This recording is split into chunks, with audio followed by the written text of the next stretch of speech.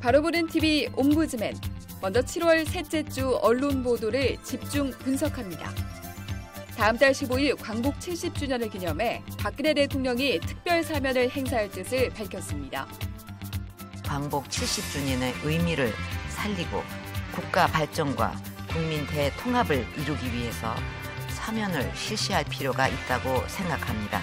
역대 대통령 가운데 사면에 가장 엄격한 것으로 평가받는 박 대통령은 취임 이후 단 한 차례, 그것도 생계형 사면만 실시한 바 있는데요. 하지만 박 대통령이 이번에는 사면의 요건으로 국가 발전을 언급한 만큼 기업인과 정치인들이 사면 대상에 포함될 수 있을지 관심이 모아지고 있습니다. Today is an historic day. It is a great honor for us to announce that we have reached an agreement on the Iranian nuclear issue. 진통을 거듭하던 이란의 핵 협상이 13년 만에 타결됐습니다. 국제원자력기구 IAEA는 이란의 핵 활동이 의심되는 모든 시설에 대한 사찰을 연말까지 진행하고 사찰 결과에 따라 이르면 내년 초 이란에 대한 경제와 금융 제재를 해제한다는 내용입니다. 이란 핵 협상이 극적으로 타결되면서 이제 국제사회의 관심은 7년째 교착 상태에 빠진 북핵 문제로 집중되고 있습니다. 방위사업 비리를 뿌리 뽑겠다며 출범한 정부 합동수사단이 지난 7개월간 1조 원 규모의 비리 사업을 적발했습니다. 개인 장비에서부터 잠수함이나 해상작전 헬기 등 첨단 무기 도입 사업까지 비리는 전군에 걸쳐 거미줄처럼 퍼져 있었는데요. 계급 문화에서 비롯된 상명하복식의 의사결정 구조와 퇴직 후의 유착관계 또한 비리를 키우는 데 일조했다는 지적입니다. 대법원이 국정원 대선 개입 의혹 사건으로 실형을 선고받은 원세훈 전 국정원장 사건을 서울고법으로 돌려보냈습니다. 2심과 달리 국정원 직원이 사용한 것으로 보이는 방대한 트위터 계정에 증거 능력이 없다고 판단한 건데요. 검찰이 내건 증거 대부분을 대법원이 인정하지 않으면서 원 전 원장의 대선 개입 혐의가 유죄로 결론날 가능성은 크지 않다는 데 무게가 실리고 있습니다. 미국계 헤지펀드인 엘리엇의 합병 저지 시도에도 제일모직과 삼성물산의 합병이 주주총회를 통과했습니다. 조총에 참석한 주주의 70% 가까이 합병에 찬성함에 따라 삼성물산과 제일모직은 오는 9월 1일자로 합병해 통합 출범하게 됩니다. 합병안 통과로 삼성그룹은 이재용 삼성전자 부회장으로의 경영권 승계 작업에 속도를 낼 것으로 예상됩니다.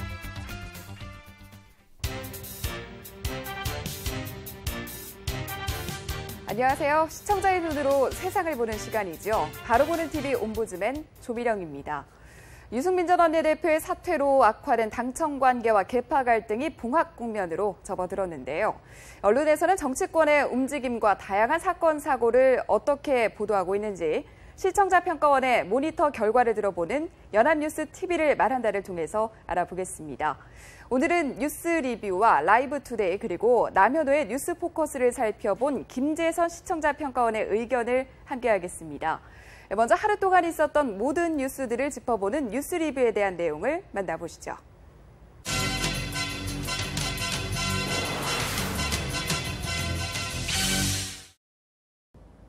지난 한 주간 방송되었던 연합뉴스 TV의 모니터 내용을 말씀드리겠습니다. 우선 연합뉴스 TV에서 지난 일주일간 방송한 프로그램 중 뉴스 리뷰를 살펴본 내용을 말씀드리도록 하겠습니다. 지난 7월 8일 저녁 9시에 방송된 뉴스 리뷰에 대한 모니터견을 말씀드리겠습니다.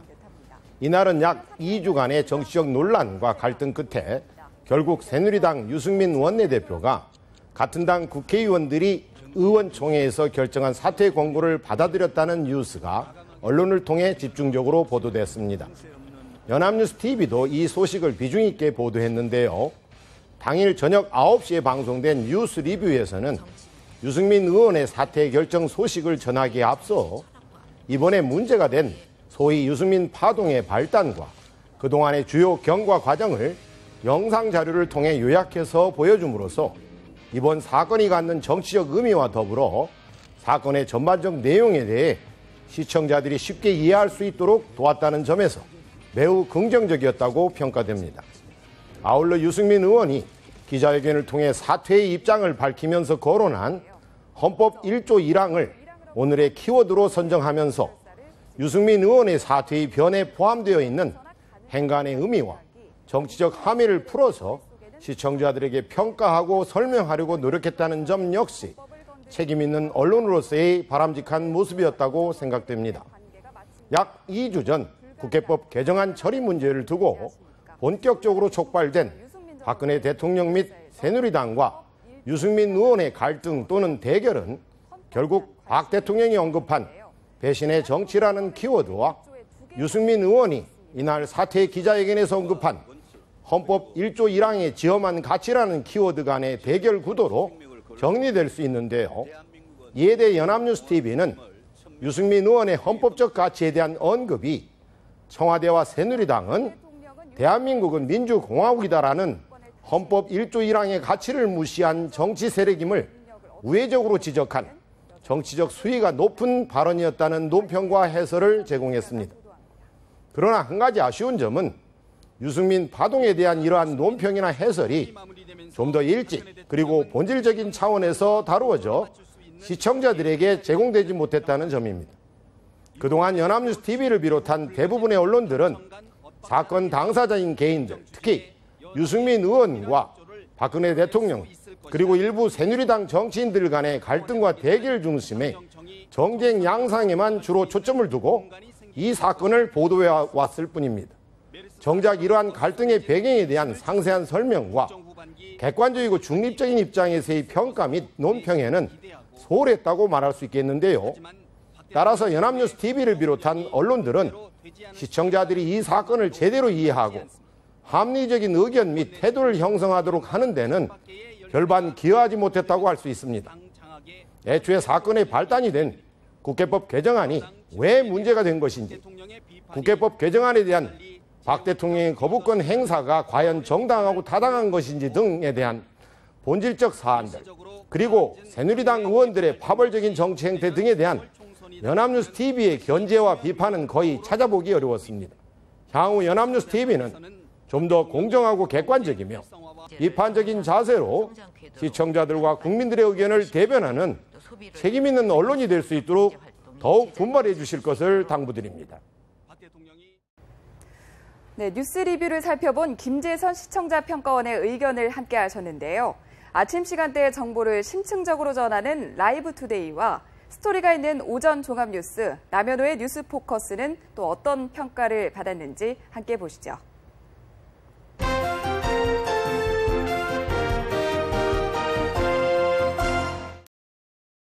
7월 8일 수요일 오전 9시 반에 방송된 라이브 투데이에서는 최저임금 협상 결렬, 노동계 공익위원 중재 거부라는 제목의 뉴스가 방송됐습니다. 노동계의 오랜 수건으로 이어지고 있는 최저임금 협상은 언제나 합의점을 찾기 어려운 것이 사실이었습니다. 이번 협상에서도 사용자와 노동계 측이 제시한 금액의 간극이 너무나도 커서 협상이 원만히 이루어지기가 어려웠습니다. 사용자 측은 당연히 임금폭을 올리려 하지 않을 것이며 노동자 측은 당연히 임금폭을 인상하고자 할 것입니다. 그러니 임금 협상이 결렬되는 것은 불을 보듯 뻔한 일이었을 것입니다. 매번 뉴스를 통해 노사 간의 이러한 협상 결렬을 보는 것은 참으로 안타까운 일이 아닐 수 없습니다. 최저임금 협상 문제는 지금까지 많은 사회 문제가 되었고 최저임금을 받는 노동자들의 비참한 삶과 그 해결을 구하는 보도 역시 여러 차례 있었습니다. 본 보도에서는 단순히 노동자 측이 제시한 최저임금안과 사용자 측이 제시한 최저임금안에 대해서만 전달했습니다. 물론 1분 30초 정도에 불과한 짧은 뉴스를 통해 더 자세하고 많은 내용을 담기에는 어렵습니다. 하지만 우리나라에서 이렇게 최저임금 협상에 대한 내용이 보도될 때 비교해 볼 수 있는 기준을 제시해 줬으면 하는 아쉬움이 남았습니다. 가령 이웃나라 일본의 경우는 어떠한지, OECD 국가별 상황은 어떠한지, 복지 천국이라고 불리는 북유럽은 어떠한지 등을 함께 간략하게 보도했더라면 훨씬 더 설득력 있는 보도가 될 수 있었을 것이라고 생각됩니다. 만일 뉴스 시간이 너무 짧다면 간략한 인포그래픽을 제시해 시각적으로 한눈에 내용이 전달될 수 있도록 할 수도 있습니다. 또한 단순히 최저임금 금액만을 제시하는 것보다는 왜 그렇게 금액이 정해졌는지 사회의 경제 구조적인 내용도 함께 곁들일 수 있을 것입니다. 어찌 보면 이러한 심층적인 내용 보도가 좀 더 중요한 언론의 기능이라고 볼 수 있습니다. 그럼으로써 언론이 사회 경제적 문제에 대한 바람직한 대안을 제시할 수도 있지 않을까 생각됩니다. 바로 이 점에 있어서 향후 연합뉴스TV가 앞장설 수 있기를 기대해 보겠습니다. 다음은 7월 8일 낮 12시에 방송된 남현호의 뉴스 포커스에 대한 모니터 내용입니다. 이날 남현호의 뉴스 포커스에서는 메르스 종식에 관련한 내용이 보도됐습니다. 최근 몇 주간 우리나라를 강타했던 충격이 바로 메르스 공포라고 할 수 있습니다. 정확한 원인을 알 수도 없고 합리적인 예방법이나 근거 있는 치료 방법도 확실치 않았기 때문에 그 공포는 더 컸습니다. 언론 역시 연일 메르스 사태를 두고 확진자 발생 혹은 완치자 발생 등 메르스라는 질병이 얼마나 확산되고 있는지를 알리는 데에만 집중했습니다. 이날 남현호의 뉴스 포커스에서는 메르스 추가 확진 사흘째 영명 소강상태 지속이라는 제목의 뉴스를 내보냈는데요. 뉴스 제목만 보면 메르스가 이제 정말로 서서히 줄어들고 있다는 기대감을 갖기에 충분합니다. 하지만 뉴스 내용을 보면 도대체 메르스가 진정 국면인지 여전히 위험 상황에 있는 것인지 상당히 모호했습니다. 메르스 추가 확진자가 사흘째 나오지는 않았지만 메르스로 인한 사망자는 8일 만에 2명이 발생했고 그에 따라 치사율도 18.8%로 높아졌다고 보도했습니다. 그뿐만 아니라 메르스 격리자 역시 137명 증가해 811명이 되었다고 보도했습니다. 이러한 수치를 보면 단순히 추가 확진자가 나오지 않았다고 해서 메르스 위험이 줄어들었다고 보기는 어렵습니다. 오히려 치사율이 높아지고 격리자가 늘었다는 사실은 메르스의 잠재적 위험성이 커지고 있다고도 해석될 수 있습니다. 왜냐하면 여전히 이렇다 할 메르스 치료법이 없기 때문입니다. 지금 우리 사회는 메르스에 걸린 사람과 접촉했다는 이유만으로도 혹은 메르스를 치료하다가 메르스에 감염이 되었을 가능성이 있다는 이유만으로도 기피 대상이 되고 있는 상황입니다. 이러한 상황에서 자신이 메르스에 노출될 가능성이 있다는 점을 알리는 건 역시 쉽지 않을 것이며 그에 따라 메르스 확진자를 정확히 식별하는 건 역시 쉽지 않을 것입니다. 이러한 점들을 감안한다면 메르스가 소강 상태라고 섣불리 말하는 것은 옳지 않습니다. 다각적인 측면에서 수치를 분석하고 상황을 정확히 간파하는 것이 아니라 확진자가 사흘째 나오지 않았다는 이유만을 내세우는 것은 피상적이고 아주 단편적인 해석에 지나지 않습니다. 자칫 잘못된 해석일 수 있는 이러한 내용을 뉴스를 통해 보도함으로써 대다수 시청자들을 혼란에 빠뜨릴 위험성조차 존재합니다. 또한 관련 뉴스 자료 화면에서도 빈 병실의 모습을 반복적으로 보여줌으로써 시청자들 입장에서는 이제 메르스 환자가 없어지고 있다는 느낌을 받기에 충분했습니다.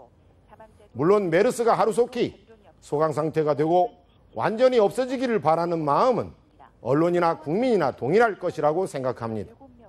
하지만 바람은 바람일 뿐 이러한 상황일수록 뉴스는 객관적이고도 과학적인 관점을 절대 놓아서는 안 됩니다. 과연 메르스 사태가 소강 상태에 이르렀다고 할 수 있는지, 그렇다면 그 근거가 무엇인지를 다시 한번 판단해 보시기 바랍니다. 전문가의 식견을 곁들이고 통계 수치가 갖는 이면의 내용을 다각적으로 분석해서 다시 한번 보도할 수 있기를 부탁드립니다. 특히나 통계는 그 수치만으로는 해석의 오류에 빠지기 쉽습니다. 통계에서 숫자의 의미를 면밀하게 해석하고 활용할 수 있기를 당부드립니다. 지금까지 연합뉴스TV의 프로그램 중 라이브 투데이와 남현호의 뉴스 포커스를 중심으로 살펴본 내용을 말씀드렸습니다.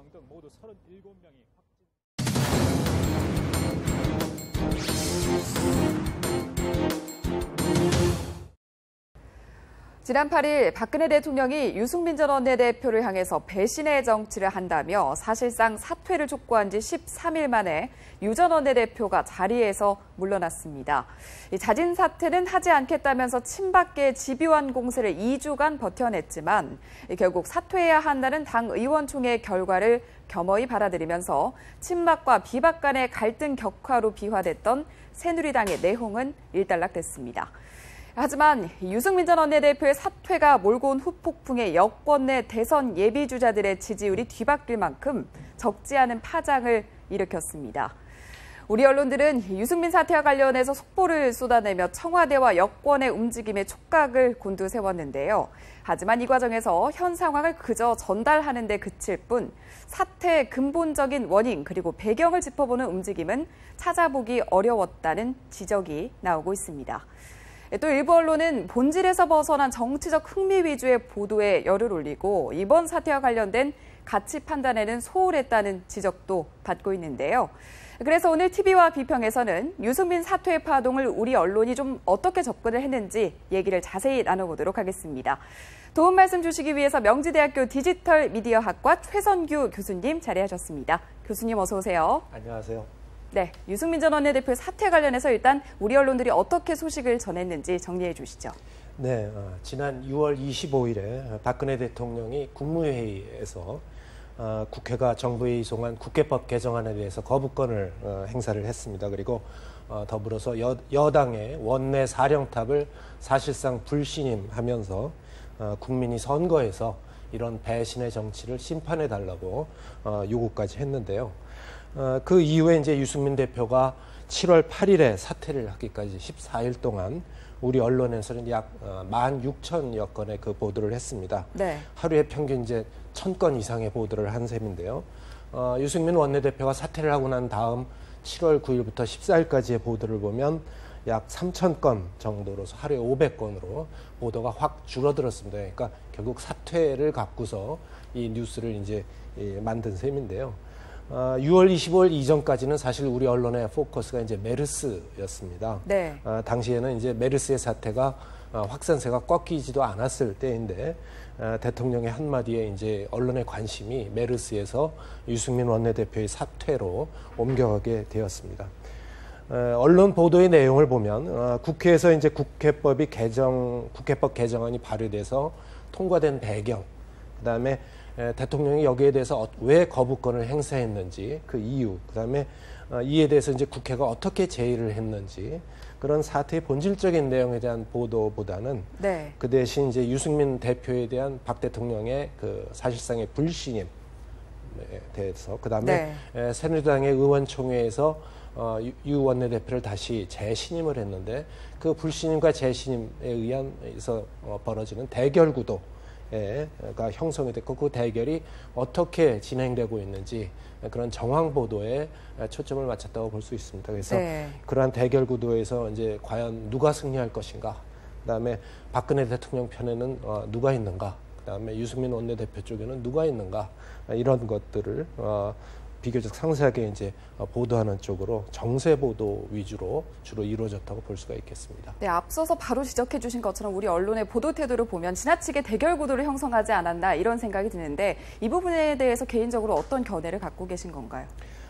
사실 이번 사태가 촉발된 배경이 뭐 원내대표와 박근혜 대통령 간의 어떤 개인적인 감정이나 그런 것이 아니라 정책의 추진을 두고서 이제 발생된 것이거든요. 그러니까 박근혜 정부가 지금 추진하고 있는 4대 개혁 중에서 공무원 연금을 이제 축소를 하기 위해서 공무원 연금 개혁 법안을 이제 처리를 해야 되는데 이 처리를 두고서 이제 야당에서는 이거를 처리하는 대신에 이 세월호 특별법을 이제 그 국회에서 통과를 시켰는데 정부가 그 세월호 특별법 시행령을 만들면서 모법의 취지에 반하는 시행령을 만들었다. 그래서 그런 것들을 이제 좀 바꿔야 되겠다 하고 이제 주장을 했습니다. 그래서 새정치연합에서는 정부가 만든 어떤 시행령이라든지 명령, 규칙이 이 모법의 입법 취지를 거스르고 있으면 그것을 국회가 심사를 해서 정부에 요구를 하면 정부가 그것을 처리해서 상임위에 보고를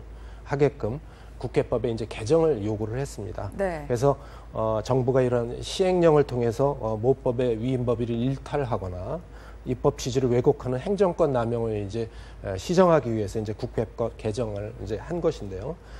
새누리당은 이제 여러 논의를 통해서 이 국회법 개정에 대해서 이제 합의를 했습니다. 그래서 국회에서 지난 5월 29일에 찬성 211, 그다음에 반대 11표, 기권 21표로 이제 통과가 됐는데요. 네. 약 30명 정도의 의원이 이제 반대를 했는데 여권에서 30명, 야권에서 이제 1명 정도가 이제 반대했다고 알려지고 있습니다. 그렇지만 이 국회법 개정안이 행정권을 남용한다는 것을 이제 시정하는 그런 취지가 네. 있음에도 불구하고 국회가 너무 행정권에 관여를 한다는 삼권 분립의 이제 위헌의 소지가 있었기 때문에 이것이 이제 실제 시행되기까지는 많은 어려움이 예상이 됐는데요. 실제 박근혜 대통령이 이제 지난 6월 25일에 국회법 개정안에 대해서 거부권을 행사하고 국회는 이제 재의해서 이것을 이제 정족수에 미달함으로써 국회법 개정안은 자동 폐기되었습니다. 네. 국회에서 이제 여야 의원 대다수가 찬성해서 이런 통과시킨 법률안을 대통령이 거부한 셈인데요. 이런 사태가 발생되는 것은 이제 두 가지 문제 때문에 발생하는데, 첫 번째는 여당과 대통령 간에 커다란 알력이 있어서 네. 대통령이 원하지 않는 법률을 통과시키거나 아니면 알력이 없어도 둘 사이에 이제 소통이 되지 않을 때 그런 문제가 발생을 하는데, 그런 사태가 이제 발생을 한 거고, 그다음에 또 국회에서 이제 대다수가 찬성을 해서 이제 통과시킨 법률안인데 이거를 국회가 토론 한번 제대로 안 하고 자동 폐기시킨 것도 이제 바람직하다고 볼 수가 없습니다. 그런데 이번 사태에 대한 언론의 보도를 보면 이런 사태의 배경이 된 국회법 개정안의 이제 개정 취지라든지, 그다음에 법률안 통과, 그다음에 국회법을 법률안의 제의 방법에 대해서 이제 적절한지에 대해서는 거의 보도가 이루어지지 않았고, 네. 대신 사태의 원인 중에서 대통령과 여당 원내대표 간의 그 알력의 대립에 초점을 두고 이제 대결이 보도를 이제 했다, 이렇게 볼 수 있습니다. 사실은 대통령과 원내대표 간의 알력이 아니라 소통 부재 때문에 이번 사태가 이제 일어난 걸로 나중에 알려졌지만 그런 요인은 거의 언론에서 이제 보도되지 않았습니다. 네, 또 이번 사태에서 좀 중요한 부분 중에 하나가 여권 내 개파 갈등, 그리고 사퇴 권고안 처리 과정도 꼭 짚어봐야 할 부분인데, 일부 언론에서는 이에 대해서 뭐 자세히 언급을 안 하더라고요. 이런 부분들은 문제가 없을까요? 네, 언론에 알려진 바에 의하면 대통령이 공무원 연금 개혁 법안을 처리하지 않아도 좋으니까 국회법 개정안은 처리하지 말아달라, 이런 이제 뜻을 새누리당에 이제 전달을 했는데, 네. 유승민 원내대표가 그 뜻을 무시하고 그것을 의원들에게 제대로 알리지 않은 채 이 국회법 개정안을 통과시킨 것 때문에 이제 문제가 됐다, 이렇게 알려져 있습니다. 그렇지만 지난 7월 8일에 이 새누리당 의원총회에서 나온 몇몇 의원들의 발언에 의하면 청와대 고위 관계자가 유승민 원내대표에게 대통령의 뜻을 직접 전달하지 않고 대통령 정무특보 아니면 원내 부대표, 이 두 사람에게만 뜻을 전달했답니다. 그런데 이 두 사람들은 모두 대통령의 뜻을 직접 전달을 해라, 이렇게 했는데 청와대 관계자는 이제 이것을 이제 전달하지 않았다는 거죠. 네. 결국 이 당청 간의 소통 부재 때문에 이런 문제가 발생한 것인데, 그 이후에 나온 이 사태들을 보면 6월 25일 이제 의원총회에서 유 원내대표를 신임하면서 그래서 원내대표 문제가 일단락 될 걸로 보였지만 친박계 의원들이 이 사태를 이제 정치적으로 이용을 하고 나선 것으로 보입니다. 그러니까 네. 박근혜 대통령을 등에 업고 현재 당의 지도부 체계를 흔들어서 내년 4월에 있은 이제 총선에서 유리한 이익을 얻고자 이 유승민 원내대표의 그 사퇴를 요구하고 나섰고, 김태호 의원 같은 친박 신규 친박계는 최고위원회에서 이제 막무가내식으로 사퇴를 요구하기까지 이뤄섰는데요. 이 과정에서 언론들은 이 현 사태의 이제 원인인 당청 간의 소통 부재, 이런 것에 대한 보도보다는 당내의 권력 투쟁에 대한 보도에 집중을 했다고 볼 수 있습니다. 그러니까 대통령과 원내대표 중에 하나가 물러나야 된다면 대통령은 물러날 수 없고 원내대표가 물러나야 되는 것이 아니냐, 그런 식으로 이제 보도를 많이 했고, 그다음에 김무성 대표와 이제 비박계 의원들도 역시 내년에 총선에서 현재의 권력인 대통령과 등을 져서는 이제 불리한 쪽에 섰기 때문에 이제 원내대표 사퇴 쪽으로 입장을 바꾸었는데, 그러한 배경에는 이 현재 상황을 가져온 이런 당청의 소통 부재보다는 그런 것을 이제 소홀히 보도를 해서 유 원내대표에게 여론이 불리하게 흐른 그런 이유도 있다고 봅니다. 네, 또 일부 언론의 보도 내용을 보니까요. 유승민 전 원내대표가 뭐 대선 주자로 급부상했다 이런 정치적 흥미거리에는 집중을 하는데 이번 사태에 대한 뭐 본질에 대해서 가치 판단을 하거나 이런 부분에 대해선 좀 소홀한 면이 없지 않았나라는 생각이 들거든요. 어떻게 생각하세요? 네, 이번 사태를 통해서 이제 유승민 원내대표가 김무성 대표를 제치고 여권의 차기 대선 주자 1위로 이제 부상을 했다는 보도가 있었습니다. 네. 사실 이번 사태를 통해서 유승민 의원이 이제 대구 지역의 의원에서 전 국민의 관심을 받는 정치인으로 발돋움한 것은 이제 사실입니다. 네. 그렇지만 차기 대선은 2017년 12월로 아직 2년 5개월이 남아 있거든요. 네. 대통령이 되는 데 있어서는 지금보다 더 혹독한 검증을 치러야 될 테고 지금의 단계에서 차기 대선을 운운하는 것은 정치적 흥미를 만족하는 것 이외에는 별 의미가 없어 보입니다. 유승민 원내대표는 이제 지난 7월 8일 원내대표를 사퇴하는 기자회견에서 법과 원칙, 정의의 가치를 지키고 싶었고 또 정치 생명을 걸고 대한민국은 민주공화국임을 천명한 헌법 1조 1항의 지엄한 가치를 지키고 싶었다 이렇게 밝혔는데요. 민주공화국의 기본 원칙은 이제 모든 권력은 국민에게서 나온다는 주권 재민과 그다음에 입법, 사법, 행정권의 이제 3권 분립인데 이번 국회법 개정안은 분명 위헌의 소지는 있었습니다만은 네. 대통령의 거부권 행사라든지 뭐 헌법재판소의 위헌 심판 등으로 충분히 시정될 수 있었던 것입니다. 유승민 대표가 이 헌법 1조 1항과 법과 원칙 정의를 언급한 것은 이번 사태로 이제 원내대표가 물러나야 된다면 그것은 새누리당 의원들이 이제 결정할 문제이지 대통령이 지시할 문제를 아니라는 그런 그 민주공화국의 3권 분립 원칙을 지켜야 한다는 의사를 강력하게 이제 표시한 것으로 보입니다. 네, 앞으로 관련 보도를 할 때 우리 언론들은 어떤 부분들을 좀 주의를 해야 될까요? 네, 유승민 원내대표가 이제 사퇴 기자회견에서 밝힌 바에 의하면 고통받는 국민의 편에 서서 용감한 개혁을 하겠다. 또 진영을 넘어서 따뜻하고 정의로운 보수의 길을 계속 가겠다 이런 것을 이제 밝혔는데요. 네. 이러한 그 유승민 대표의 정치 플랫폼은 기존의 새누리당의 이제 보수적인 그 정치 플랫폼과는 확연히 차별이 됩니다. 그래서 이번 사태로 말미암아 새누리당이 기존의 보수와 그다음에 새로운 보수로 급격히 이제 분화될 것으로 보입니다.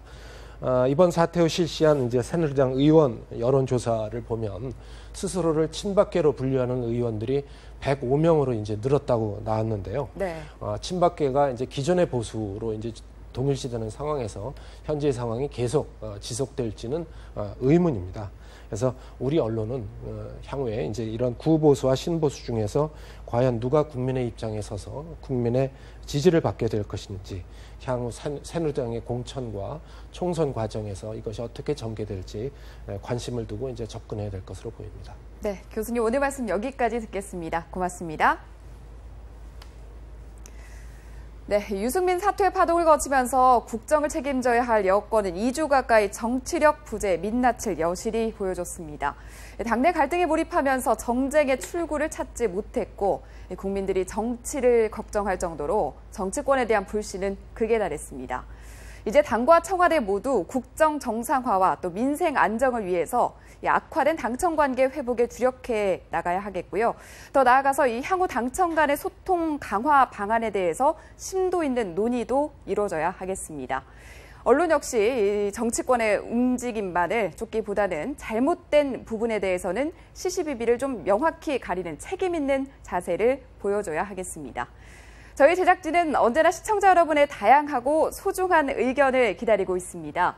방송을 보고 느낀 소감을 전화나 홈페이지, 또 시청자 게시판, 그리고 SNS로 보내주시기 바랍니다.